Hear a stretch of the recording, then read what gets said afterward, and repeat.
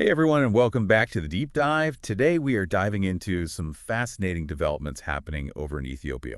Okay. Specifically, we're going to be talking about the National Palace in Addis Ababa hmm and this massive renovation project that's been going on. Oh yeah, I've seen some things about that. Yeah, it's really interesting and honestly pretty complex when you start getting into all the details. Yeah. So I guess maybe to start off, can you give us a little background on the palace itself? Like what's the historical significance there? Sure. Yeah, so the National Palace, it's actually not its original name. Oh, It was actually built back in 1955, and was originally called the Jubilee Palace. Jubilee Palace. Yeah, and that was because it was built to celebrate Emperor Haile Selassie's Silver Jubilee. Wow, that's going back a bit. Yeah, it is.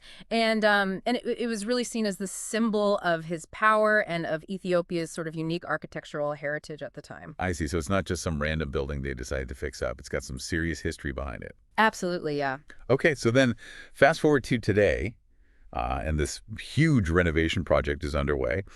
What can you tell us about the scope of it all? Like, how long has this been going on, and what all are they doing? Right. So, the renovation project itself actually started back in April of 2023, Uh-huh. and the initial plan was to have it all finished by February 2024. Okay. However, there have been some delays, which, to be honest, isn't all that uncommon with projects this big. Sure, I can imagine. But it's actually pretty interesting because this delay coincides with President Macron's upcoming visit to Ethiopia. Oh, wow. So Macron's going to Ethiopia. Yeah, his first trip to the Horn of Africa in 5 years, Yeah. actually. Yeah, that's a pretty big deal then. It is, and he's actually going to be inaugurating the newly renovated palace on December 21st. No way. That's incredible. That definitely adds another layer to this whole project. It does. And speaking of layers, I know France has been pretty heavily involved in this renovation. Can you talk a bit about that? Like, what's their role been, and what's motivated them to contribute so much? Yeah, definitely. So the French government has actually been a major partner in this whole project. Hmm. And they've actually contributed a pretty substantial amount of money. We're talking about 12 million through the French Development Agency, or AFD. 12 million. Wow. Yeah, for the first phase of the renovation.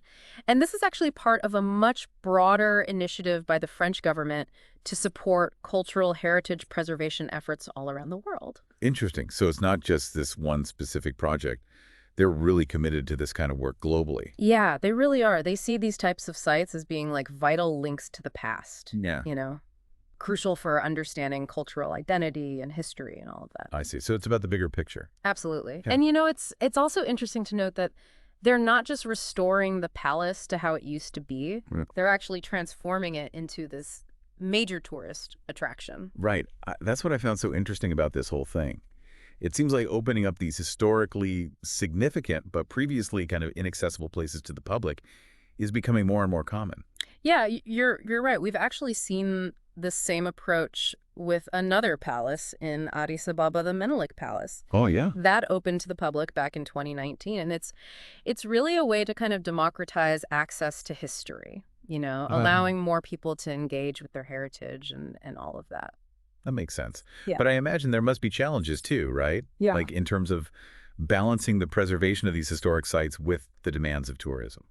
Yeah, for sure. There are definitely concerns about things like wear and tear on the Yep. building, and the need to maintain its historical integrity. Right. And even just managing the influx of tourists can be a challenge. It's a delicate balance for sure, but when it's done right, the benefits can be huge. Yeah, that makes sense. Now, speaking of doing things right, I read that they actually brought in French experts who have worked on the Palace of Versailles for this renovation. Yeah, isn't that amazing? That's incredible. It really shows you the level of detail Mm. and dedication that's going into this project. And it's not just limited to the National Palace either. Oh, France is also supporting the restoration of the rock-hewn churches of Lalibela, which is a UNESCO World Heritage Site.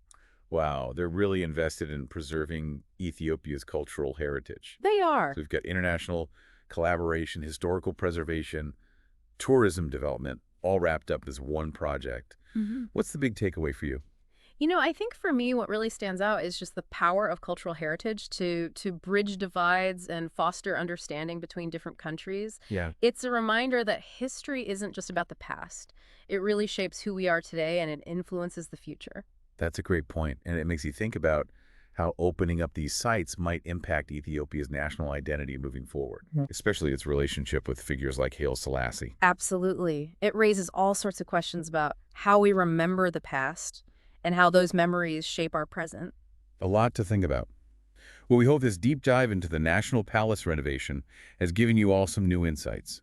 It's a story about much more than just bricks and mortar. It's a glimpse into Ethiopia's evolving cultural landscape. Yeah, and a real testament to the power of international collaboration in preserving our shared human heritage. Couldn't have said it better myself. Yeah. Thanks for joining us on this deep dive, and as always, we love to hear your thoughts, so feel free to leave us a comment. Don't forget to like, share, and subscribe to the deep dive for more fascinating explorations. We'll see you in the next episode.